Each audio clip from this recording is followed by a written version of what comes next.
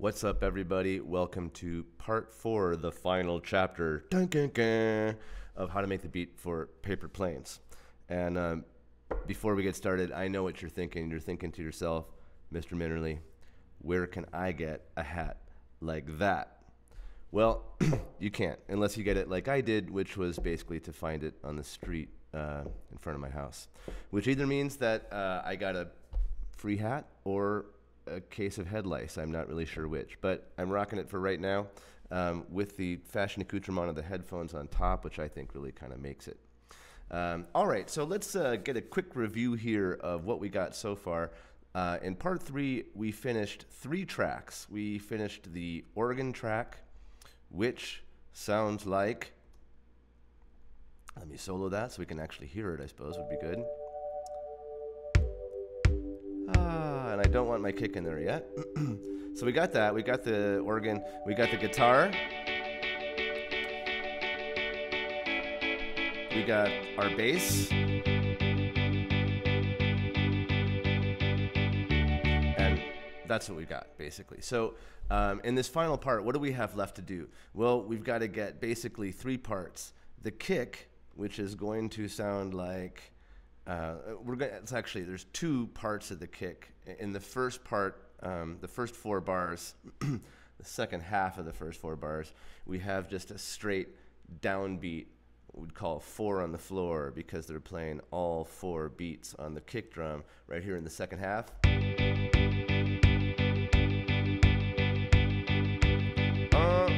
And then we've got the kick in this same loop, the second part, where M.I.A. is coming in on the verse, and that sounds something like this. And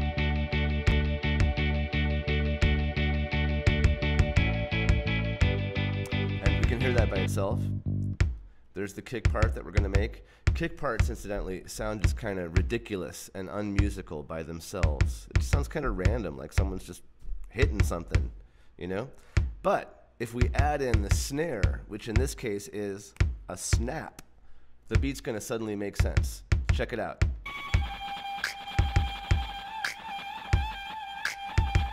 Just the presence of that snap makes the kick make sense, and it kind of keeps our tempo going. And that's why this kind of beat is called a backbeat, right? This kick right here, which is actually, excuse me, this snare, which is actually, like we said, some snaps, happening on the 2 and the 4. 1, 2, 3, 4 is kind of what's given the anchor to our beat. And then the kick is the thing that's given it that kind of syncopation, that sort of off feel, all right? And then finally, we've got a hi-hat, all right? So that all together, our beat, the drum part of our beat, the actual rhythmic part of our beat, plus that weird high synth thing in the background, sounds like...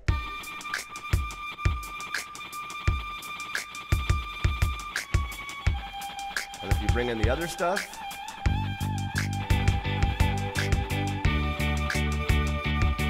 there's our finished beat.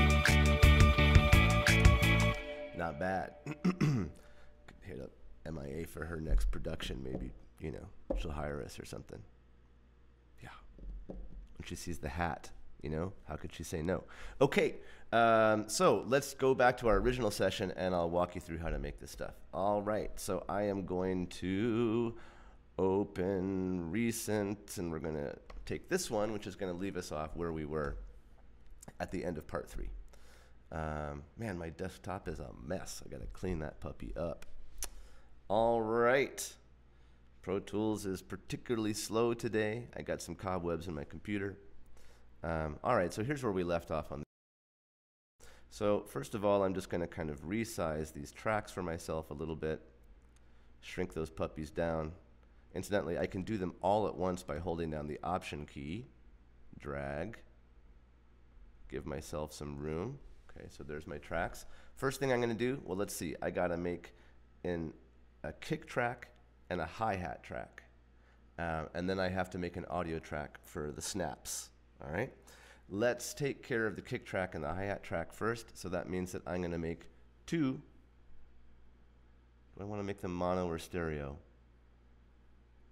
boy, in this case, it doesn't really matter so much, but I'm going to make them stereo. I can get away with it. So I'm going to make 2 stereo instrument tracks. Command, Shift, N. Switch mono to stereo. Switch audio to instrument. Then I can put a 2, where we're highlighted over here, and hit Create. And there they are. I'm going to name them right away. Call this one Kick. I'm going to hit Next to go to the next track, and call the next one Hi-Hat. Booyah. All right. So we got to put a drum set or a kick menu on an expand on our kick track. So let's do that. I'm going to click and go to multi-channel plugin, instrument, expand. We've done this a million times. Incidentally, I should point out that, you know, there's tons of different kinds of software samplers and things like Expand. Expand is the one that comes free with Pro Tools, and so we're just taking advantage of that. But there's dozens of these things that you can buy and kind of add on to your existing system to get better sounding drums, better sounding whatever you want. You can spend $1 bazillion. Bazillion? Okay, anyway, so let's go to kick menu here. I'm going to go down to drums. And kick menu X2. Where are you? Kick menu. I feel particularly blind today. There it is, kick menu X2 plus. I guess the plus just means extra kick goodness. I'm going to close that and go to my MIDI editor window. My MIDI editor window, actually, you know what? Let's do this with notes. And what I mean by that is, remember that we have 2 options for entering notes. One is to go to Control equals to go to our MIDI editor, and we can see here's all our different notes. Or we can enter them directly on the track by changing, let me just pull down this kick a little bit so we can see a little bit more of the heading, by changing our view option from regions to notes. And then we see that we have a keyboard here, and we can enter notes directly into the track, which can be kind of cool. Okay? All right. So let's get a better view. I'm going to pull this down a little bit so I have lots of room. And I'm going to change my grid. Now, if we listen to this, most of the time, drum parts are going to be resolved, meaning the quickest note, the smallest note, is going to be a 16th note, usually. So I usually start off by switching my grid to 16th notes. So I come to grid, it's on 1 bar right now, and I'm going to switch it to 16th notes. Okay? I'm going to zoom in. Okay. Now, if I start listening here, let's zoom out a little bit, where does the kick first come in? I'm going to listen to my original track, unmute it here. We're going to unsolo this other stuff. Let's listen and hear where that kick is. Wait, where'd you go, kick? Oh yeah, that's right. It's not. I'm jumping the gun. Here we go. Man, I'm totally off today. So it happens here at the 3rd measure, right? We have a 4-bar sample. It's happening here at the 3rd bar. We can actually see, if I pull this down,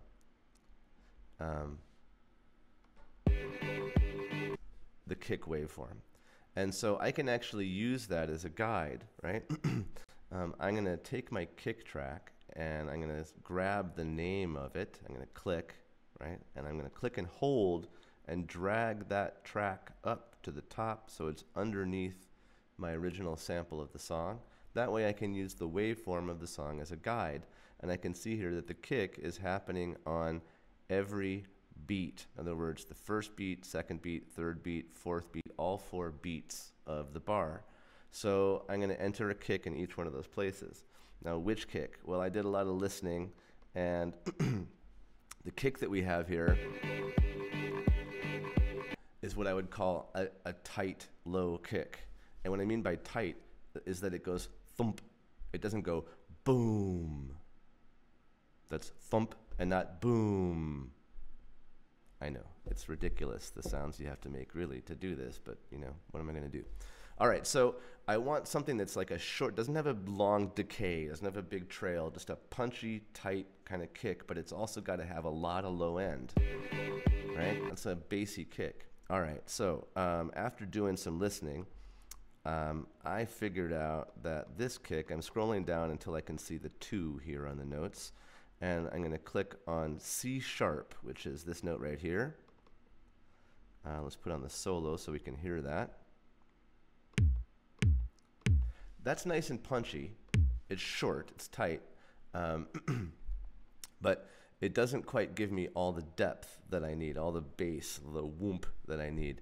So we're going to do that trick that we did before. We're actually going to use 2 kicks put together as one mega kick that's going to incorporate some different sonic qualities to make a better sound. Okay, but let's just go ahead and do the. Let's go ahead and enter these notes on the C sharp first for all of these beats, and I have to do this for an entire 2 bars. The 3rd and 4th bar of this sample, so I'm going to select them, hold down Option, and drag. And then I'm going to grab all of those, and I'm going to duplicate them and put them on another kick so that I get 2 kicks at once. So I hold Option, I'm going to drag, and I'm going to pull down here until I get to C1, which is right here. You can see the 1 over there. If you look to the left, you can see the C1 right there, the number 1 on the keyboard. So I'm going to drop it right there. And that gives me a kick that sounds like, let's mute the original, like this. Boy, that sounds like someone is, you know, like tapping a shoebox with a pencil, right? Super anemic, kind of weak-blooded, right? Why? Because the velocity is super low. Hey, come back here, you. Because the velocity, which remember represents how hard that kick drummer, how hard that drummer is hitting the kick pedal, is low. How do we up the velocity? All right, let's take a look over here, please. On the left-hand side of the track, you'll see a little arrow, right, in the left-hand corner of the track. That says Show Hide Automation Lanes. Automation lanes are where we can control different aspects of the notes that we're playing, like volume, like pan, like velocity. So I'm going to click on it, and this lane opens up called velocity. That's the default one that comes up. We can change it to other things if we want to. Okay. So I can see that these little risers, these little vertical lines with little diamonds on top, are the velocities of each one of these notes. The higher they are, the harder the drum is being hit. So I'm going to select them all. Actually, I'm just going to do Command A to select everything. So I get all of the notes, the first one and the second one, which is, where are you? Where did they go? Ah! When I Option dragged, apparently I did not do it correctly and I lost my original one. So let's put them back. Control Option drag, and I'm going to put these up too. There is my original one. Okay, so I'm going to do Command A to select all these guys. Command A. Then I'm going to grab any one of these little velocity risers. I'm going to click and hold and drag up, and you can hear the drum actually getting the sound of the drum changing. This is not just quieter or louder. This is actually mimicking hitting the drum softer or harder. And that's very different, because when we hit a drum hard, it doesn't just get louder, it changes the quality of the tone. So velocity is what we want to be adjusting here, not volume. So I pull this all the way up to make it maximum. So now it's going to sound a lot more like in your face. There we go. That's what I'm talking about. Okay? That's something that's going to get people to shake the bootay. All right, so we've got our kick for that part. Let's move on to the second part of the song, which is right here. And let's just listen for a second, try and hear the kick. If you catch me at the border, I got visas in my name. If you come around here, I'll make them all day. I get one down in a second if you wait. Okay, how do I come up with the kick in this situation? This kick is a lot more complicated. It's pretty hard to hear. All right, well, here's a place where it's really good to use the waveform. It's also good to practice your ear, but you know, if you can't, you can use the waveform. And let me show you how to do that. If I pull this down and zoom in enough, I can start to see, let's pull it down even a little bit more. I can start to see where the kicks are. Like for example, here's a kick right here. Let's zoom in. Now what makes it a kick? See how the waveform in this portion has gotten more stretched out? And remember that more stretched out waveforms means lower frequency, lower tone, things like bass and kick, right? Compared to this sort of stuff where the wave is very compressed together, that's high frequency, high tone stuff like electric guitar, hi-hat, snaps, M.I.A. singing, etc., etc. So every place that I see these little kind of low frequency blobs, I probably have a kick. Where's the next one? Right here, right? So I can see what 16th note, because remember my grid is set to 16th notes, I can see what 16th notes the kicks are hitting on and simply put those in the grid in the track. Now you guys are starting to see why locking stuff to the grid is so powerful. It lets you do stuff like this. All right, so let's do it. I'm going to use this as a guide, and I am going to enter my notes on D sharp, which is right here. So first one's going to be on the 1. There's always one on the 1. Let's see, I would like to change my default velocity. Where is that in this window? Okay, it's up here. Now remember before we had that like kind of paper box hit with a pencil, sort of that weak sounding thing, and we upped the velocity so that the drummer's really like pow hitting it. All right, well we can do that so automatically every note we enter is at top velocity, and it's right here, this place where it says 80. It says default note velocity. In other words, that's the velocity that's there when you just enter a note right from the start. I'm going to change it to the maximum. And the maximum for our scale turns out to be 127. Yeah, random, right? There's a reason for it, but it's boring. 127 is the highest velocity. All right, so I put in a kick, like I said, on the 1. Where's the next one? Right here. We can see it. Here's another one, right here. Let's keep going. Right here, right here, and here. There's 2 of them next to each other.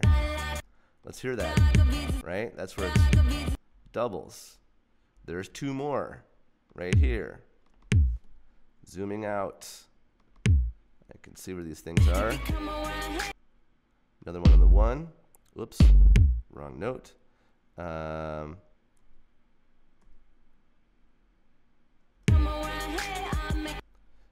There's a couple more.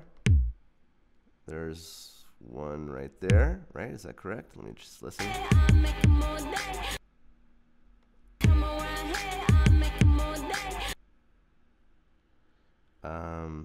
I gotta listen for a second. Here's where, the reason I'm hesitating here is because if I look at this particular wave, let's zoom in, that looks like a kick. It looks a little different than the other ones. No, it doesn't really. That's another kick for sure. So there's one right there.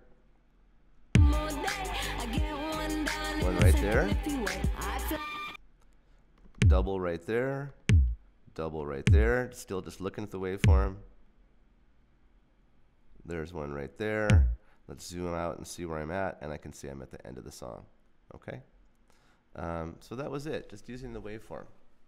Okay? Now, sometimes it's not so easy to use the waveform, and then you got to use just counting techniques. You have to use your 1E and a 2E and a, which is 16th notes, and just figure out which of those words, 1E and a, 2E and a, is corresponding to our kick hits. Harder to do. Okay. So now remember that we're using 2 kicks, not just 1. So I'm going to grab all of these kicks that I just entered. I'm going to hold down Option. Let's scroll down here so we can see where the other one goes. Hold down Option, drag a copy of these guys. Whoa, chaos. And pull it down there, and then I've got both of my kicks hitting at the same time, and you notice that the velocities are all the way up because I've already changed my default velocity to be as high as it needs to be. Okay? So there's our kick. Kick track. All right, so what do we have left? We have the hi-hat, and then we have our snaps sample that we took from the end of Paper Planes. All right, so let's think about the hi-hat here. Let's scroll back up and let's listen to this piece by itself.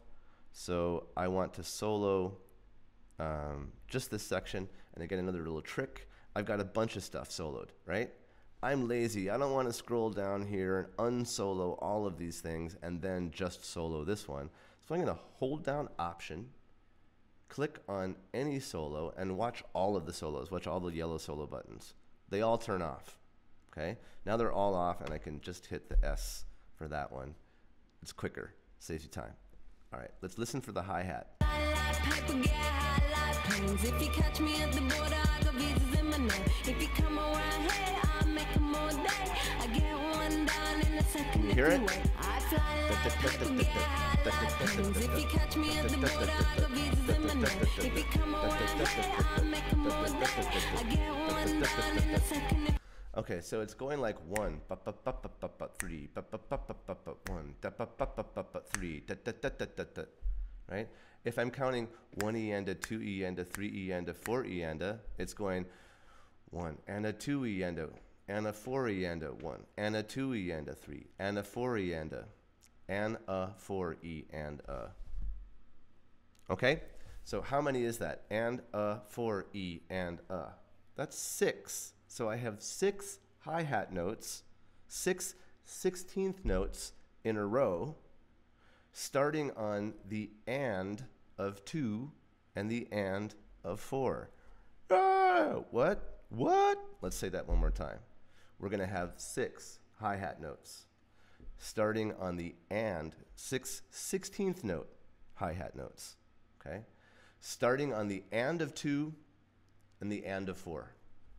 Okay, you'll see how this works. So let's go down here to the hi-hat. We're going to change this also to notes. Incidentally, I'm doing this because you can't really make out the hi-hat in the waveform the way that we could with the kick, so we got to rely on our counting, all right? I need to put an instrument on here, so multi-channel, plug-in instrument, expand to, and I'm going to change this to drums, hi-hats menu X2 plus. Where are you? Hi-hats menu X2 plus. There you are. Okay. All right. So I'm going to stick with my entering notes here directly, and let's go to the beginning of the 5th bar, which is right here, the beginning of my piece. Let's zoom out just so we can see where we are in the song. We're in the second 4 bars of our song. At the beginning, the 5th bar, so I zoom in. And the notes that I was looking for, oh man, can I remember? Yes, it was F, G, and A. I'm going to have to check this to make sure, but let's see, was it? Let me solo this so that we can hear it.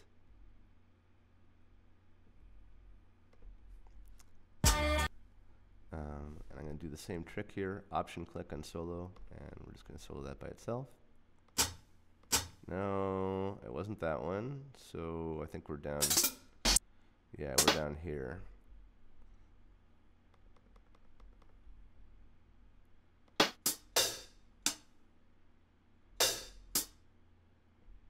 Yeah, okay. So now first I'm going to just use one hi-hat, and then I'm going to try and explain why we're not going to use just one hi-hat. So let's just get the notes. Let's get where they're supposed to go. Where they're supposed to go is 6 of them in 16th notes, which is my grid, starting on 2 and. In other words, 1 and 2 and. So here's 1. Here's 2. Here's 2E. Here's 2 and. Remember, it's 2, E, and So starting on 2 and, I want 6 of them. 2, 3, 4, 5, 6. Okay? And that's going to be every bar. All right? Now, but before I really do that to every bar, Okay, you can hear it. That sounds really mechanical. It sounds, you know, kind of like someone knocking on a metal door or something. When someone's really playing a hi-hat, they have feel. It's like different sounding kind of each time that they hit it. Left hand, right hand, they're hitting it in a slightly different place, slightly different velocity. So I'm going to try and mix it up here a little bit.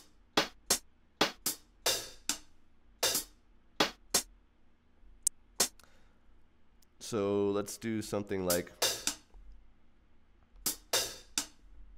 this. Oh, you pesky CPU problem, you. Okay, at least now that has a little variety to it. Now, you can feel free to experiment a little bit. Maybe we don't need 3 notes. Maybe we just need 2. You know, but putting the third one in there, to me, really gives it a little bit of variety. Now, it still sounds a little kind of mechanical, but, you know, hey, it is mechanical. It's a computer, so we do what we can. Select all of these notes. Select Option. And, oh, you know what? Maybe I can just use duplicate in this case. Let's try that again. Duplicate. Yeah, there we go. So let's duplicate that 3 times to cover all 4 bars of this song. So duplicate, duplicate, and there we go. We've got our hi-hat. Okay? Last thing that we have to do, and then, ow, we are done with Paper Planes, is we have to put in the snaps that we got from the end of the song. Just sampling, cutting it out to remind yourselves where that is. That's right here. It was the third of the 3 pieces that we cut in the original tutorial, the first one, all right? And just to remind yourself, that sounds like this.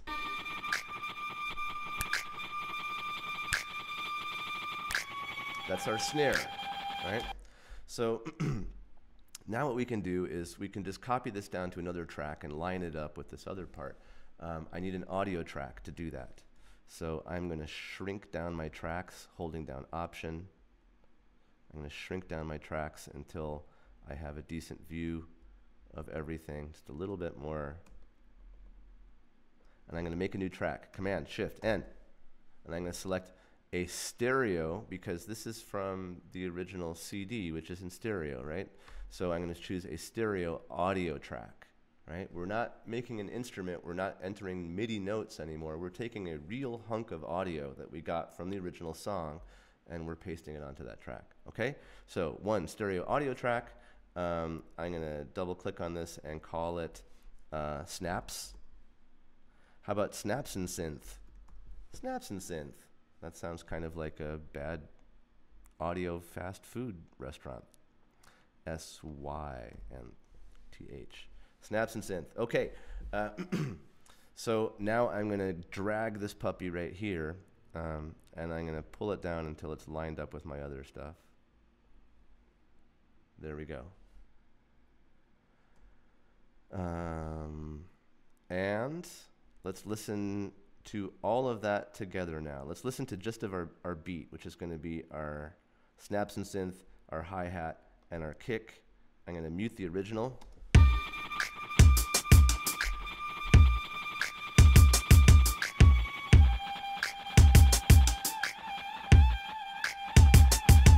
I'm missing some hi-hat notes, so I kind of skipped something here. Let me remind myself what.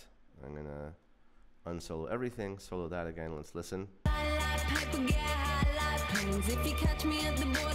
Okay, so I actually put in half as many hi-hat notes as I meant to.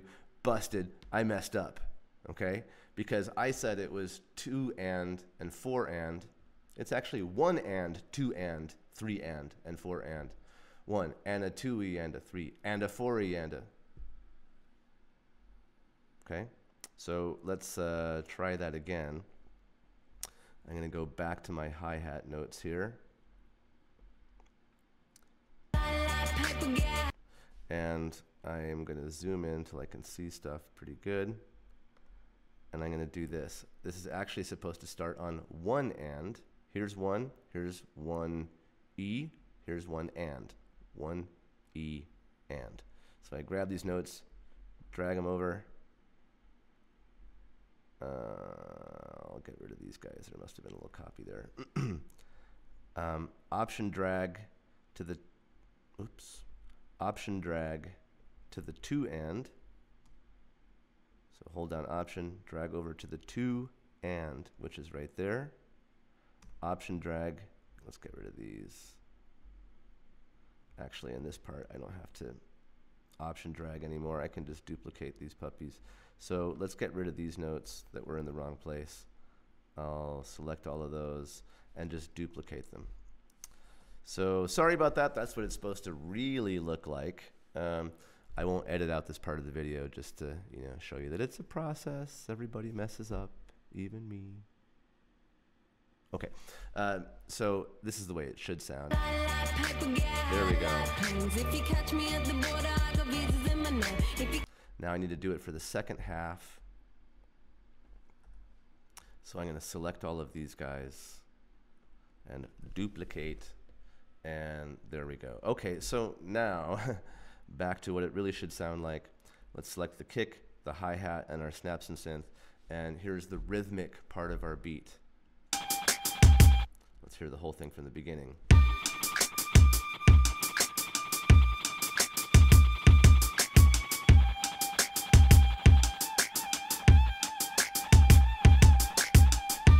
Okay, a couple things. I just want to make a note of these real quick. Remember, when you see these little red lights, that should be a danger sign, right? That things are a little too loud. We might get a little distortion somewhere. So let's turn these off. And I'm going to lower the level on my kick a little bit until I'm not clipping anymore. I'm still clipping. I'm going to turn it down some more. Still clipping. Drop it a little bit more. Cool. Not clipping. Let's do the same thing now with the hi-hat. So drop the level a little bit. Turn off my red light indicators. Let's listen to the hi-hat. Still clipping a little bit. Cool, now it's not clipping anymore. We should always be doing that with our individual parts. We don't want anything to ever go over 0 dB if at all possible, okay? It's because we don't want any distortion to happen. All right. So let's close that. Okay, so now let's listen to all of our different parts together, and we are just about done. Here's what our whole thing sounds like, all of our parts. Remember, this is just the imitation. I'm not playing the original sample. And here we go.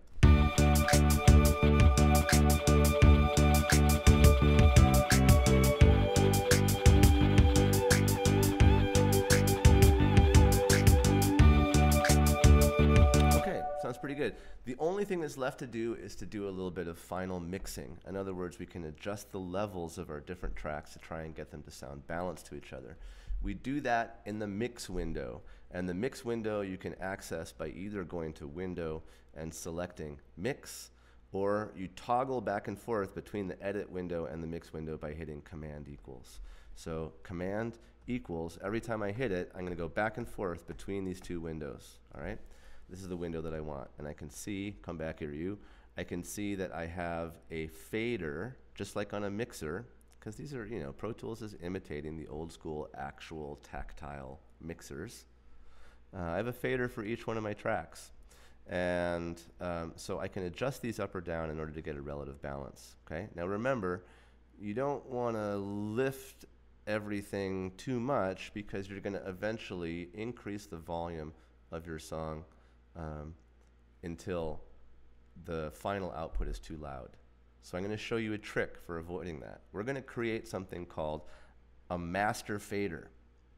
Master fader, dun dun dun dun. So that's Command Shift N, and mono, we're going to do a stereo, master fader, and there it is. I'm going to pull it over here to the right so I remember where it is. Now, what does the master fader do? What the master fader does is show you the total level of all of your tracks put together. And that's going to be the total level of what you've finally made. We want that to be under 0 dB, just under, right? If the red lights are tripping on the master level, that's kind of like the circuit breaker blowing in your house, the level's too high. Okay? All right. So let's see what we got right now. And we can see that we're kind of a little too high here. So listening to this, I know I had too much hi-hat. I'm going to drop that a little bit. Let's go ahead and listen. A little too much organ. I'm going to bring that down a little bit.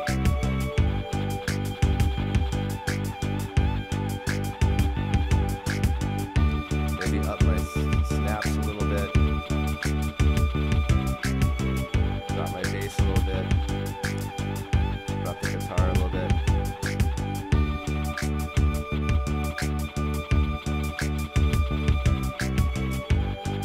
Okay, that's a pretty good balance, right? So it's a pretty good balance. I don't really want to change the relative level of these things, but I'd like to drop all of them just enough that we're not kind of going above 0 dB here, going above our maximum level here in the master track. So if I hold down Option and I move on these tracks, why is that not working right now?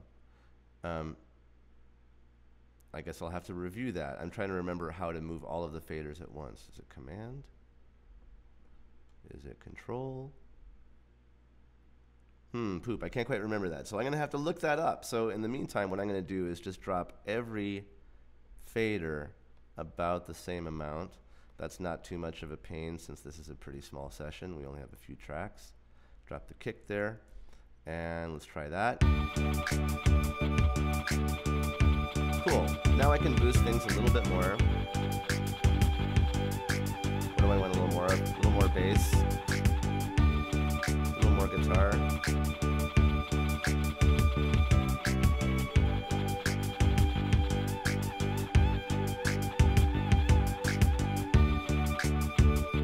A little more organ. Cool. Now, I have a pretty good balance. I can hear every instrument, but no one particular instrument is dominating. The kick is nice and loud, which we definitely want. The hi-hat's not too obnoxious and in our face, which you got to watch for. And our master level is underneath the 0 dB point, okay? And that means we are officially done, finished, bye-bye with Paper Planes. Ow, nice job, you got it. All right, so now it's time to move on to our third song, which probably for most of you is going to be Play That Funky Music, White Boy. All right, I'll see you in that video. Ciao.